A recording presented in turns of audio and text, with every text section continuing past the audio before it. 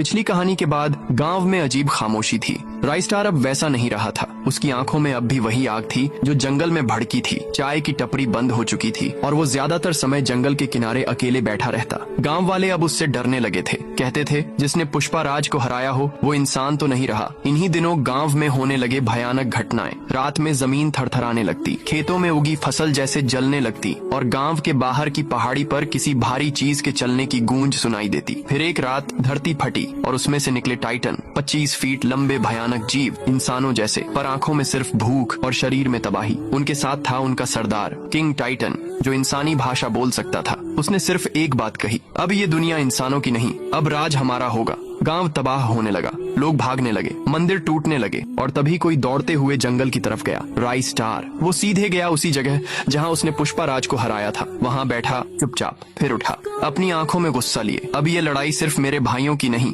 ये लड़ाई पूरे गांव की है। वो गांव लौटता है, लेकिन अब उसके हाथ में कुल्हाड़ी है, वही जो उसने पुष्पा राज से ली थी। जंगल की मिट्टी से लिपटी पुरानी लेकिन भारी टाइटन गांव पर चढ़ाई करते हैं। राइस्टार अकेला खड़ा होता है गांव के दरवाजे पर। टाइटन दहाड़ता है, क्या करेगा अकेला? राइस्टार जवाब देता है, जंगल ने मुझे अकेला भेजा है, पर याद रखना जंगल कभी हारता नहीं। जंग शुरू होती है। राइस्टार छाया बनकर दौड़ता है। टाइटनों का खून गर्म है, लेकिन राइस्टार का बदला उससे ज्यादा गर्म। किंग टाइटन से आमना सामना होता है। वो कहता है, पुष्पा राज गया, अब तू भी जाएगा। राइस्टार बोलता है, मैं पुष्पा नहीं हूँ, मैं उसका अंत हूँ। भीषण लड़ाई होती है, पेड़ टूटते हैं, आग लगती है और जब धुआं छंटता है सिर्फ राइस्टार खड़ा होता है, खून से लथपथ पर जिंदा। किंग टाइटन वहीं पड़ा है, मरा हुआ। राइस्टार फिर गांव नहीं लौटता, वो जंगल के अंदर खो जाता है।